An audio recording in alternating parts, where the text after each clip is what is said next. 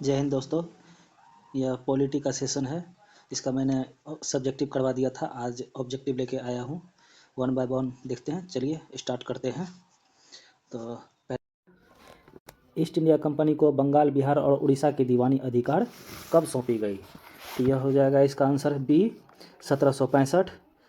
12 अगस्त 1765 को इलाहाबाद की संधि के तहत ईस्ट इंडिया कंपनी को बिहार, बंगाल और उड़ीसा का दीवानी अधिकार सौंपा गया था। अगला सवाल है, रेगुलेटिंग एक्ट किस वर्ष पारित किया गया था? तो हो जाएगा 1773, बी हो जाएगा आंसर। 1773 ईस्वी में रेगुलेटिंग एक्ट को पारित किया गया था। अगला सवाल देखेंगे, निम्न में से किस अधिनियम द्वारा बंगाल के गवर्नर को बंगाल का गवर्नर जनरल पद नाम दिया गया था? तो इसका सही आंसर हो जाएगा ए, 1773 के रेगुलेटिंग एक्ट के द्वारा यह प्रावधान किया गया था। अगला सवाल देखेंगे, निम्न में से किस अधिनियम द्वारा मद्रास एवं बम्बई के गवर्नर बंगाल के गवर्नर जनरल के अधीन हो गए? तो इसका सही आंसर हो जाएगा बी, 1773 के रेगुलेटिंग एक्ट के द्वारा यह प्रावधान किया गया था। अगला सवाल देखेंगे,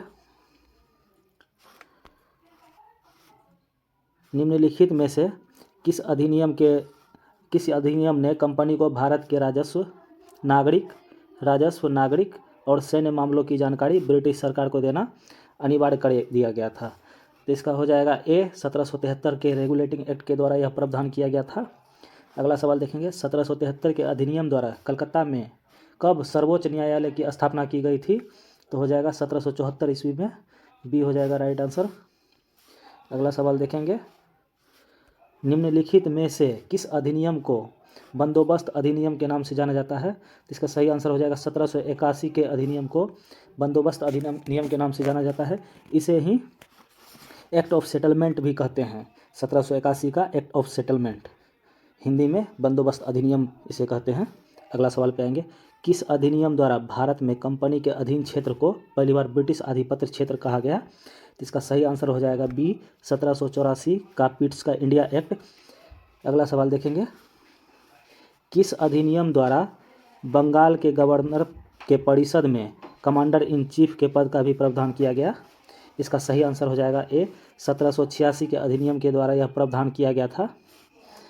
आगे देखेंगे, निम्नलिखित में से किस अधिनियम में कलकत्ता में सर्वोच्च न्यायालय की स्थापना का प्रावधान किया गया था? तो इसका सही आंसर हो जाएगा रेगुलेटिंग एक्ट 1773 के तहत यह प्रावधान किया गया था और 1774 ईस्वी में कलकत्ता में सुप्रीम कोर्ट की स्थापना की गई थी। अगला सवाल देखेंगे, पिट्स का इंडिया एक्ट किस वर्ष पारित हुआ था? तो यह 1784 में पारित हुआ था, पिट्स का इंडिया एक्ट। 12 नंबर देखेंगे, किस अधिनियम के द्वारा ब्रिटिश संसद ने चाय और चीन के साथ व्यापार को छोड़कर ईस्ट इंडिया कंपनी को भारत के साथ व्यापारिक एकाधिकार को समाप्त कर दिया? तो यह था प्रावधान 1813 के चार्टर्ड एक्ट के द्वारा, नोट करेंगे। अगला सवाल है, ब्रिटिश संसद के किस अधिनियम ने भारत में व्यापार पर ईस्ट इंडिया कंपनी के एकाधिकार को समाप्त कर दिया? तो इसका सही आंसर हो जाएगा 13 का, देख लेंगे, सी, 1813 के चार्टर्ड एक्ट के द्वारा यह प्रावधान किया गया था। अगला सवाल देखेंगे, ब्रिटिश मिशनरियों को भारत में बसने की अनुमति प्रदान की गई थी? तो 1813 के चार्टर्ड एक्ट के द्वारा यह प्रावधान किया गया था, डी आंसर हो जाएगा।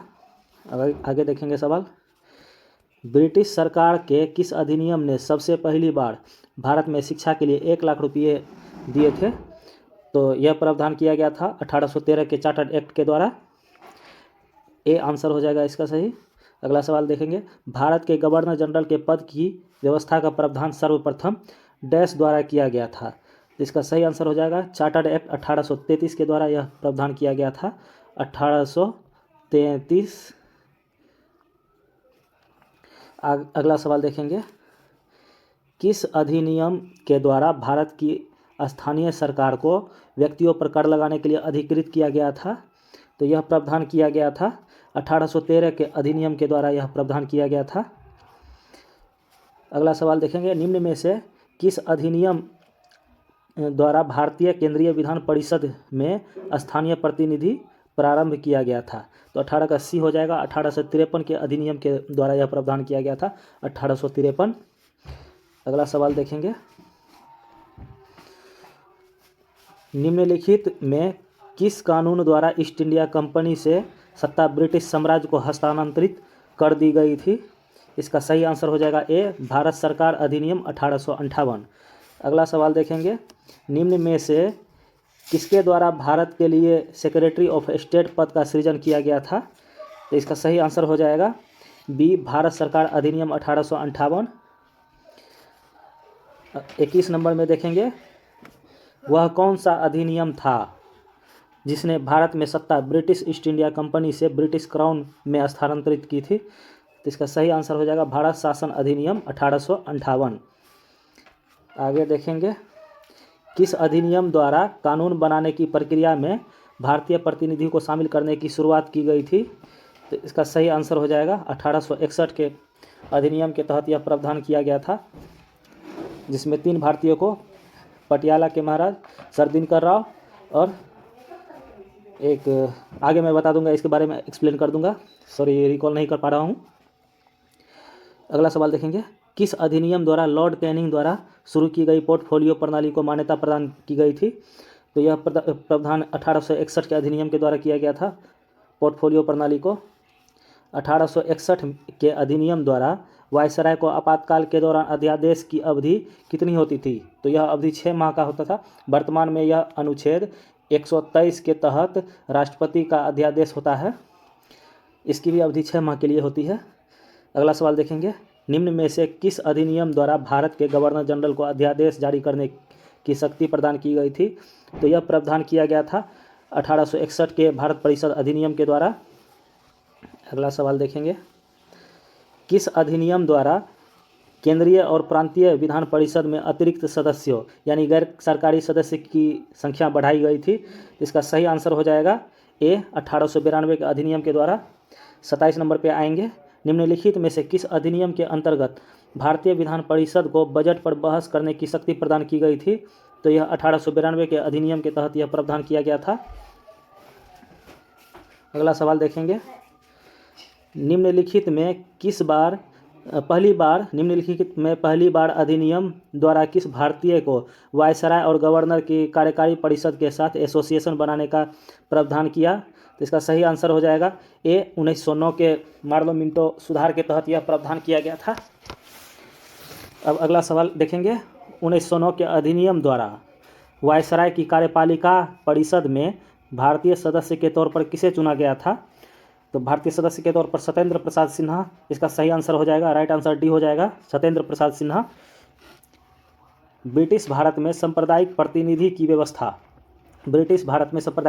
की व्यवस्था निम्न में से किस अधिनियम के द्वारा की गई थी? तो इसका सही आंसर हो जाएगा बी, मार्ले मिंटो सुधार 1909 के तहत मुसलमानों को पृथक निर्वाचन का अधिकार दिया गया था 1909 के मार्ले मिंटो सुधार के द्वारा।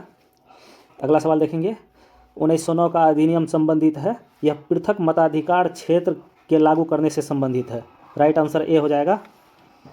आगे देखेंगे, भारत में सांप्रदायिक चुनावी प्रणाली यानी कम्युनल इलेक्टोरल सिस्टम सबसे पहले डैश द्वारा शुरू किया गया था?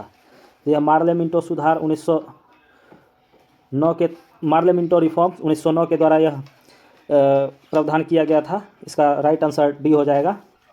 आगे देखेंगे, भारत में पहली बार सांप्रदायिक प्रतिनिधि की शुरुआत किसके द्वारा की गई थी? तो मार्ले मिंटो सुधार 1909 के द्वारा यह प्रावधान किया गया था। सबसे पहले सांप्रदायिक प्रतिनिधि की शुरुआत। आगे सवाल देखेंगे, भारत में पहली बार सांप्रदायिक निर्वाचन प्रणाली कब आरंभ हुई?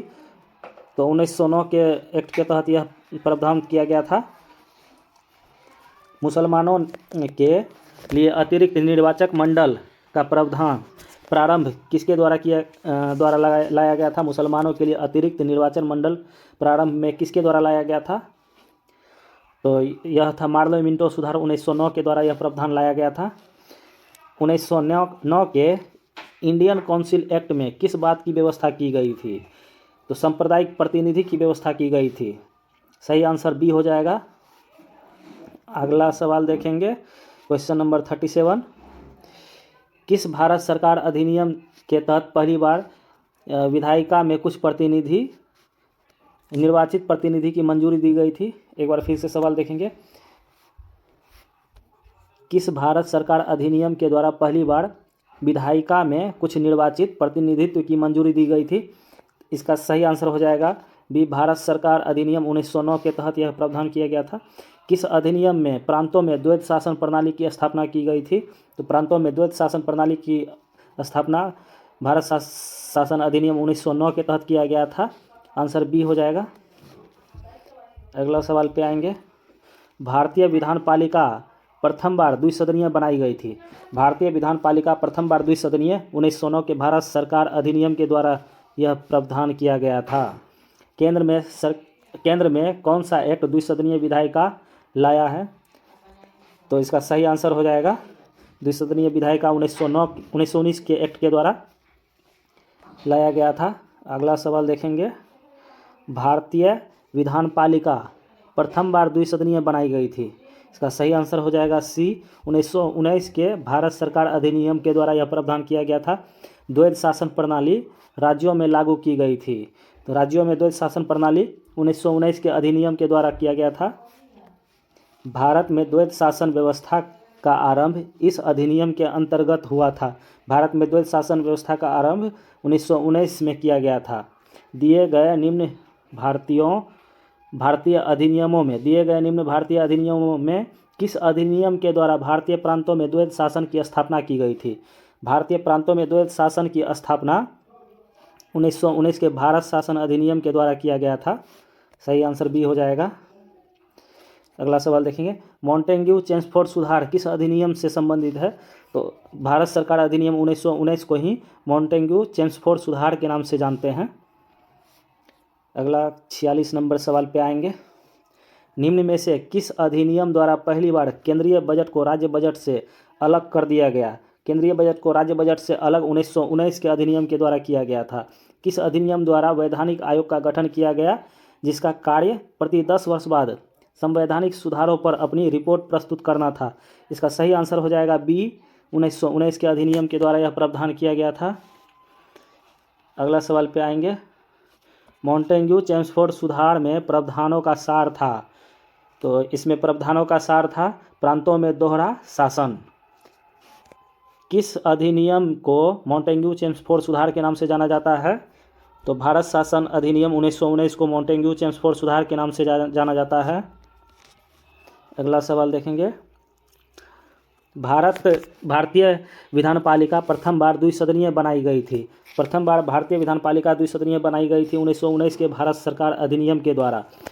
1919 के अधिनियम द्वारा किस वर्ष लोक सेवा आयोग का गठन किया गया था?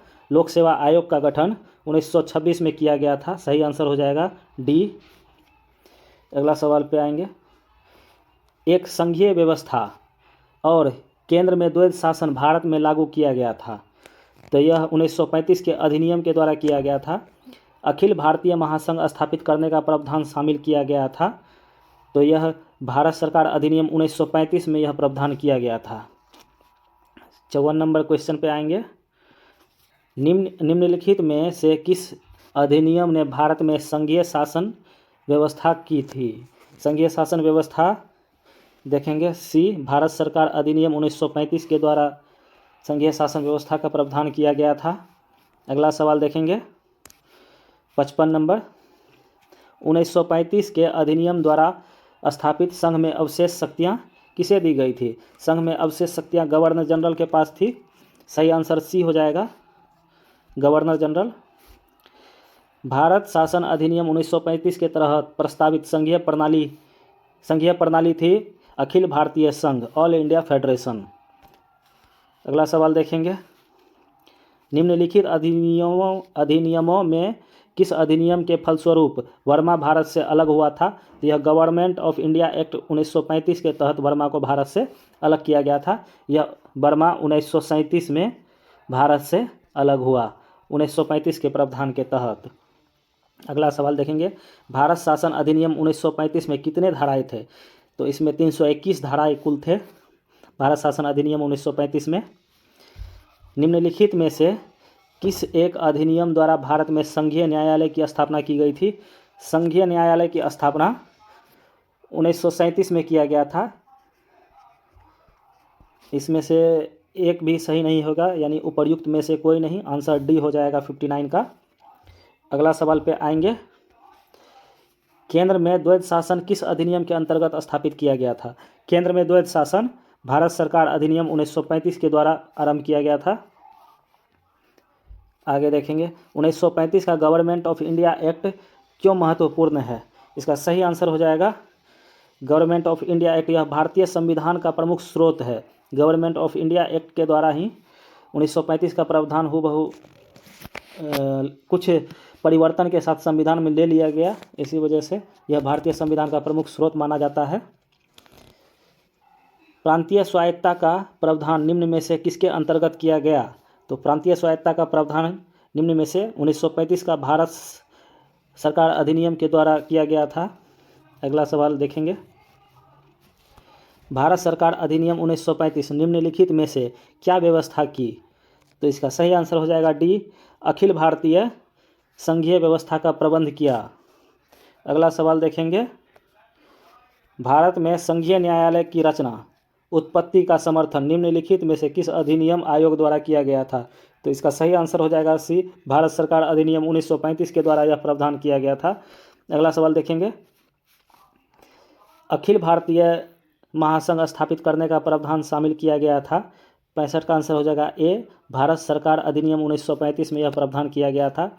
किस अधिनियम ने केंद्र में द्वैध शासन प्रणाली को स्थापित किया था?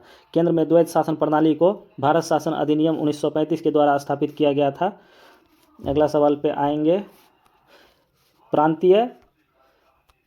प्रांतीय स्वायत्तता शुरू करने के लिए भारत की ब्रिटिश सरकार कौन सा अधिनियम पारित किया गया था? तो प्रांतीय स्वायत्तता के लिए 1935 का भारत सरकार अधिनियम के द्वारा यह व्यवस्था किया गया था। भारत शासन अधिनियम 1935 द्वारा स्थापित संघ में अवशिष्ट शक्तियाँ किसे दी गई थी? संघ में अवशिष्ट शक्तियाँ गवर्नर जनरल के पास थी। वर्तमान में अवशिष्ट शक्तियाँ राज्यपाल और राष्ट्रपति के पास होता है। अगला सवाल देखेंगे। राष्ट्रपति की अध्यादेश निर्गत करने की शक्तियाँ प्रेरित है। तो राष्ट्रपति के अध्यादेश निर्गत करने की शक्तियाँ प्रेरित है भारत सरकार अधिनियम 1935 के द्वारा। आंसर बी हो जाएगा। अगला सवाल पे आएंगे। 70 नंबर का क्वेश्चन है। ब्रिटिश शासनकाल में संविधान के विकास में कौन सा कानून ऐतिहासिक नहीं है? तो ये जितने भी है 1773 का एक्ट, 1833, 1919, यह सारे के सारे ब्रिटिश शासनकाल में थे। इसमें से नहीं ढूंढना है तो नहीं 1955, यह आज़ादी के बाद का है। Protection of civil right act, ये नहीं होगा, यानी ये गलत है। बाकी ये सभी सही है। अब अगला सवाल देखेंगे। कैबिनेट मिशन योजना के अंतर्गत संविधान सभा के चुनाव आयोजित किए गए थे। तो कैबिनेट मिशन योजना के तहत जुलाई 1946 में चुनाव का आयोजन किया गया था। 72 नंबर का सवाल देखेंगे। केंद्र के अंतरिम सरकार की स्थापना हुई थी। केंद्र में अंतरिम सरकार की स्थापना हुई थी, तो इसका सही आंसर हो जाएगा सी, कैबिनेट मिशन के आने के बाद। अगला सवाल देखेंगे। 73 में है 1946 में भारत में अंतरिम सरकार का मुखिया कौन था? तो 1946 में भारत में अंतरिम सरकार का मुखिया लॉर्ड माउंटबेटन थे। प्रथम अंतरिम राष्ट्रीय सरकार की घोषणा की गई थी। 74 का आंसर हो जाएगा ए, 24 अगस्त 1946 को प्रथम अंतरिम राष्ट्रीय सरकार की घोषणा की गई थी। अगला सवाल देखेंगे। निम्नलिखित में कौन अगस्त 1946 में गठित प्रथम अंतरिम राष्ट्रीय सरकार का लक्ष्य नहीं था? तो इसमें कौन था उस पर ध्यान देंगे और नहीं पे नहीं। तो 75 का सही आंसर हो जाएगा सी, डॉक्टर एस राधाकृष्णन ये नहीं थे। सी राजगोपालाचारी थे, डॉक्टर राजेंद्र प्रसाद थे, डॉक्टर जगजीवन राम थे। तो ये सभी 1946 में गठित प्रथम अंतरिम सरकार में शामिल थे। अगला सवाल देखेंगे। निम्नलिखित में से कौन अगस्त 1946 में गठित प्रथम अंतरिम राष्ट्रीय सरकार का सदस्य नहीं था? फिर से नहीं पे तो कौन थे उस पर ध्यान देंगे। 76 का सही आंसर हो जाएगा D, doctor S Radhakrishnan. Repeat question है। बाकी ये सी राजगोपालाचारी थे, राजेंद्र प्रसाद थे, जगजीवन राम थे। बाकी ये एस राधाकृष्णन नहीं थे। अगला सवाल देखेंगे। 77 1947 में बने नेहरू की सरकार में कानून मंत्री कौन थे? तो 1947 में बने नेहरू की सरकार में कानून मंत्री अंबेडकर साहब थे। 1946 में गठित अंतरिम सरकार में डॉक्टर राजेंद्र प्रसाद को कौन सा विभाग मिला था? राजेंद्र प्रसाद को खाद्य एवं कृषि विभाग दिया गया था। स्वतंत्र भारत के प्रथम गृह मंत्री, तो स्वतंत्र भारत के प्रथम गृह मंत्री सरदार वल्लभ भाई पटेल थे। अगला सवाल पे आएंगे। कैबिनेट मिशन 1945 के प्रस्ताव पर गठित अंतरिम मंत्रिमंडल 1946 एवं स्वतंत्र भारत के पहले मंत्रिमंडल 1947 में खाद्य एवं कृषि मंत्री, तो खाद्य एवं कृषि मंत्री डॉक्टर राजेंद्र प्रसाद के पास था। अगला सवाल देखेंगे, इनमें से कौन 1946 में स्थापित अंतरिम सरकार के सदस्य नहीं थे? तो जो थे उन पे ध्यान देंगे और जो नहीं थे उनको काट देना है। इसका आंसर राइट हो जाएगा अच्युत पटवर्धन, ये नहीं थे। बाकी डॉक्टर जॉन मथाई, सरदार वल्लभ भाई पटेल, जगजीवन राम, ये सभी अंतरिम सरकार में सदस्य थे।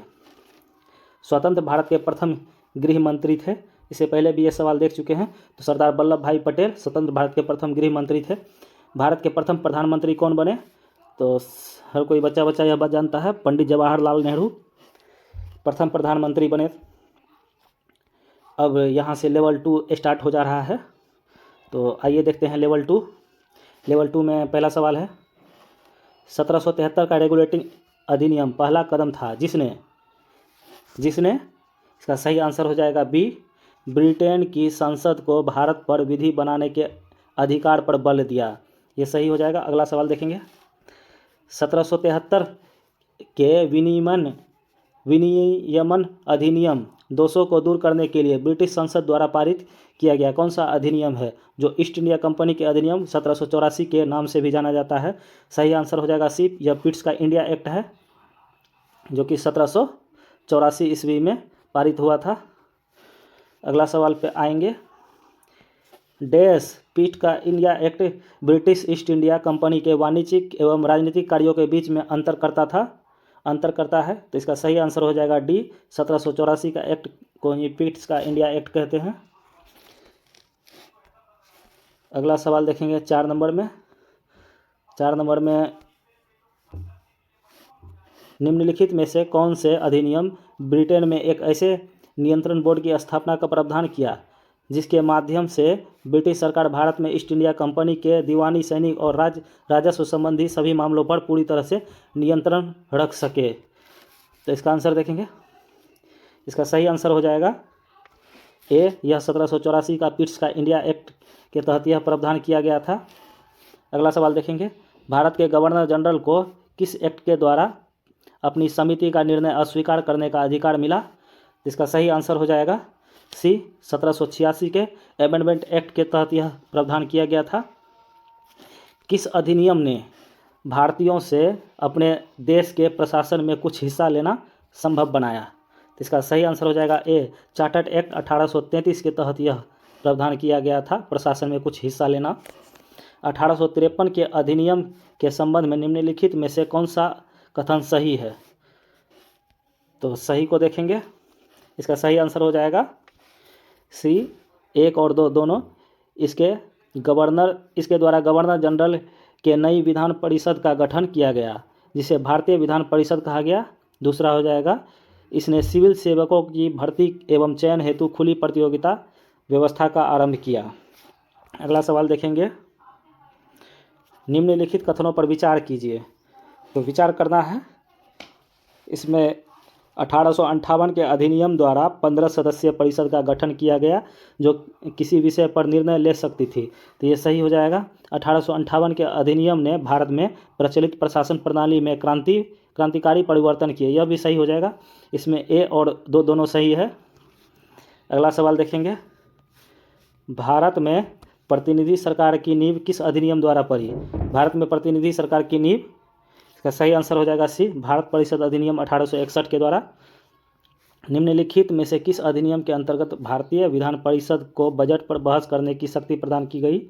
तो बजट पर बहस भारत परिषद अधिनियम 1892 के तहत किया गया था प्रावधान। 11 नंबर का देखेंगे, निम्न में से किस एक अधिनियम में सिख, यूरोपीय और भारतीय क्रिश्चियनों के लिए सांप्रदायिक निर्वाचन शामिल किया गया था? तो यह प्रावधान किया गया था 1919 का भारत शासन अधिनियम के तहत। आंसर सी हो जाएगा। अगला सवाल देखेंगे, निम्न में से उदारवादियों की कौन सी एक मांग को पार्लियामेंटो सुधार में स्वीकार किया गया था? तो इसका आंसर हो जाएगा सी, परिषद के आकार का विस्तार। केवल एक ही मांग को स्वीकारा गया था। भारत का संविधान लागू होने तक स्वतंत्रता के पश्चात इसका शासन किसके अंतर्गत चलाया गया? इसका सही आंसर हो जाएगा सी, 1935 के भारत सरकार अधिनियम के अनुसार। अगला सवाल देखेंगे, कौन सुमेलित नहीं है? तो जो सुमेलित है उसे पहले मिलान कर देना है। इसमें हो जाएगा पार्लियामेंटो सुधार, सांप्रदायिक प्रतिनिधि सही है, भारत सरकार अधिनियम 1835 स्वशासन ये भी सही है, कैबिनेट मिशन, संविधान सभा का गठन किया गया था कैबिनेट मिशन योजना के तहत, ये भी सही है। तो इसमें गलत कौन सा हो जाएगा? जब 3 को सही है तो ए बी सी 3 सही है, डी गलत हो जाएगा। इसका राइट आंसर हो जाएगा डी। आगे देखेंगे,